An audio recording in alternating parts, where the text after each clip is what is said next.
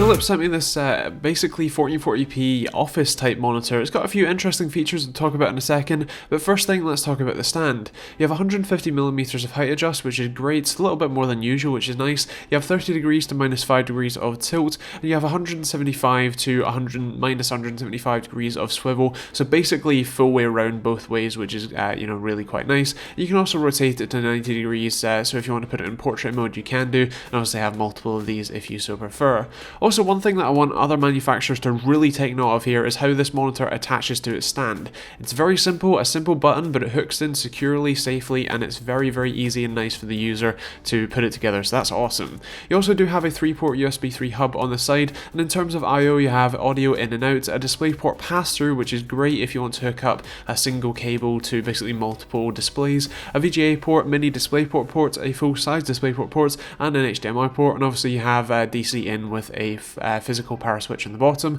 Under the Philips logo, you have an IR sensor to see if you're still actually, sitting at the monitor, which you can turn off if it's a bit annoying for you. And the menu buttons are quite nice to, tactile, quite nice to use. And overall, the menu system, while a little bit basic, does still have all the features you'd expect, including color setup, and also to let you know what the DisplayPort out should be. Taking a look at the back of the monitor, it's fairly standard, and the main feature on this one is definitely the pop-up webcam. Let's take a quick test. So this is a quick test of the built-in webcam. Now obviously you can sort of plunge it down if you want to, and obviously hide it away, and actually pushing it down fully deactivates it as well, so if I did push it down fully then it would completely conk itself out. But yeah, it's quite interesting having it up there. The sort of field of view is, I have the monitor pretty much tilted down as far as it will go right now, obviously, and it's max height, so that's pretty much how I'd have it, although I wouldn't necessarily have the screen like this. So personally I would be adjusting the screen every time I went to try the webcam out or use the webcam, which is a little bit interesting. And also it does have a built-in microphone, which is how you're currently hearing this audio, so this is what that sounds like as well. So yeah, I guess that's that. The display itself is actually really quite nice. Obviously being an IPS panel means that the viewing angles are generally pretty good. It's not quite as good as the LG IPS monitor, the 4K one that I took a look at a couple of weeks ago, but it's still very, very nice to look at, and overall, being 1440p, still the kind of best resolution for gaming, despite this being very much an office monitor, which leads me on to my sort of conclusion of who this is necessarily for, and a few of the interesting features about it. So I just looked up the price of this monitor for the purposes of obviously understanding how much it costs and being able to give you a good value for money score, and I was actually quite interested at where they've chosen to put this.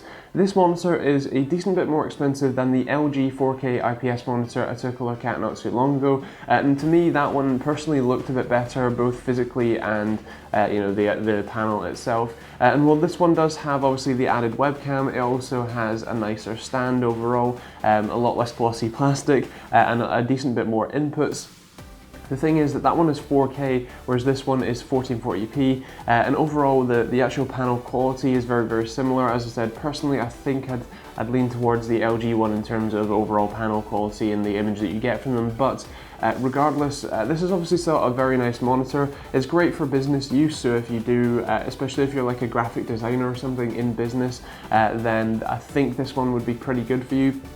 Personally, I think you might tend towards 4K even if you are just a graphic designer, and obviously if you do anything else, generally speaking, one or maybe two 1080p screens are definitely going to be better value for money, but specifically might even be just better for you to have different windows and all that sort of stuff open at the same time and that sort of thing. So this one again falls on a kind of, I'm not really sure where it lies. The webcam is decent enough, and obviously in non-ideal situations, like the ones that I generally test stuff in, it's not the best webcam, it's quite grainy, but obviously if you just need a webcam for whatever reason, it is quite nice that it comes out of the monitor and so you can hide it away.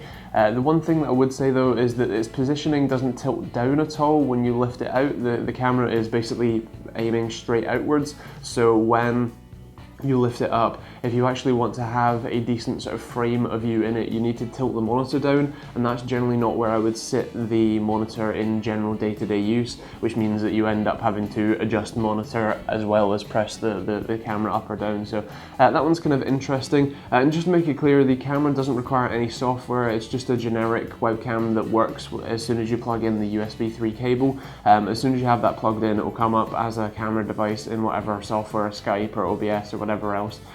So it's quite cool, but there's some interesting things to it. I wouldn't necessarily recommend this for gaming, especially because at this price point you can almost get 144Hz, especially FreeSync 1440p panels like this. And if you want to go for even some of the slightly more expensive but ones that have G-Sync, that's also not too far off this price range. So I wouldn't necessarily recommend this for gaming. And if you are a creative professional or something like that, I still think that 4K would be a better shout for you, just because you can have more stuff on the screen. Obviously, if you're actually developing 4K stuff, especially if it's 4K video, it's really nice to be able to watch it back in full resolution and all that sort of stuff. So yeah, it's a kind of interesting one. I don't quite know where it sits. If you've got any thoughts on that, by the way, please do let me know in the comments down below. Would you use this, or would you be looking for 4K at work, or would you just completely avoid this and go for a gaming monitor or that sort of thing? I'd be interested to hear what you think. Now, in terms of scoring, I think I'm going to go for a 3 for value for money. In terms of performance though, it's a very nice monitor, great viewing angles, overall color accuracy is very nice, so I'm going to go with a 5 there. In terms of functionality, I think I'm going to go with a 4. There's a few things that could be changed, like obviously the webcam being slightly tilted downwards, so that when you're actually sitting at the monitor, you don't have to tilt it and move it every time you want to use the webcam. In terms of styling, I think I'm going to go for a 4.5. It looks decent enough, it's not flashy or anything like that, so that's kind of that. In terms of TechteamGB score as well, I think I'm going to go for a 4, and I think a silver award. I think there's a few things that could be changed, especially the price, and for me it sits at a very weird price point, and I just can't quite see where it's meant to go. I understand that it's meant to be an office use monitor, but I don't know who this fits well for, because as I said, 4K is where I'd recommend if you need a higher resolution, or just 2 1080p monitors, something like that, if you're doing sales work or that sort of thing. So yeah, I guess that's kind of that really. If you enjoyed the video, feel free to like and subscribe. If you do want to check out this monitor, see what price it is in your area, I'll leave an Amazon link down below to, if you do want to pick it up or anything. And if you want to pick up anything else on Amazon, please do use the Amazon affiliate links in the description down below. It genuinely helps me out and keeps these videos running and all that sort of stuff. Feel free to follow us on Facebook and Twitter as well. I'll leave some other playlists and videos for you to check out. And of course, the subscribe button over there. And yeah, other than that, thanks for watching, and we'll see you all in the next video.